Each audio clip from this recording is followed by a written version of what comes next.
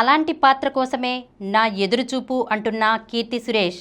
కొత్తదనం నిండిన కథలతో ప్రేక్షకుల్ని అలరిస్తుంటుంది కథానాయిక కీర్తి సురేష్.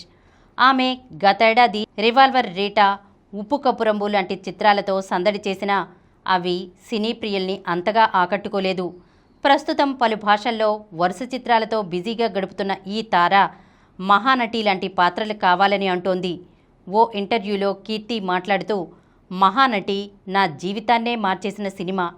కెరీర్ ప్రారంభంలోనే ప్రముఖ నటి సావిత్రి పాత్రను పోషించడానికి ఎంతో భయపడ్డాను.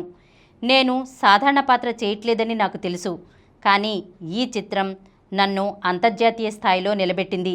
ఇటీవల కాలంలో నాకు మళ్ళీ అలాంటి విజయం దక్కలేదు. ప్రస్తుతం నేను మహానటి లాంటి శక్తివంతమైన పాత్రల కోసమే ఎదురు చూస్తున్నా అని తన మనసులోని మాటల్ని బయటపెట్టింది కీర్తి సురేష్. అటు ప్రభాస్, ఇటు మహేష్ చిత్రసీమలో ఎప్పటికప్పుడు కొత్త కాంబినేషన్లు ప్రేక్షకుల్ని ఊరిస్తుంటాయి. అవి అభిమానుల్లోనూ ప్రేక్షకుల్లోనూ ప్రత్యేకమైన ఆసక్తిని రేకెత్తిస్తుంటాయి. అలా తెలుగులోనూ 2 కలయికల్లో సినిమాలపై జోరుగా చర్చ సాగుతోంది.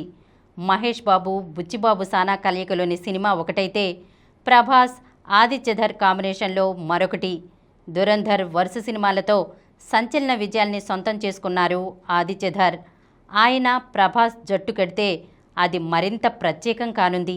అందుకే బాలీవుడ్ నుంచి టాలీవుడ్ దాకా ఈ కాంబినేషన్ చర్చనీయాంశంగా మారింది.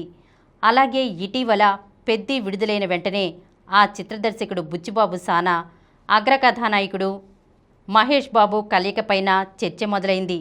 ఉప్పెన విడుదల తర్వాతే మహేష్ బాబుకి బుచ్చిబాబు కథ చెప్పినట్లుగా అప్పట్లో చర్చ సాగింది. ఇప్పుడు మళ్ళీ ఆ కలయిక తెరపైకొచ్చింది. ఈసారి కార్యరూపం దాల్చే అవకాశాలే ఎక్కువని పరిశ్రమ వర్గాలు మాట్లాడుకుంటున్నాయి. అగ్రకథానాయకులు ఈ మధ్య కొత్త సినిమాలకు పచ్చజెండా ఊపడంలో ముందుంటున్నారు.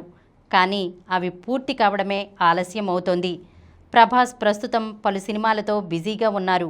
మహేష్ బాబు వారణాసి సినిమా పనుల్లో ఉన్నారు. ఈ కార్యక్రమం మీకు ఎంతో నచ్చింది కదా.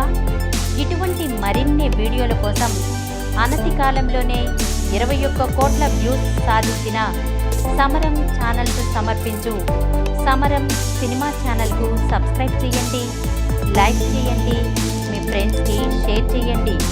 అలాగే ప్రక్కనున్న గంట సింబల్ని ప్రెస్ చేయడం మర్చిపోకండి.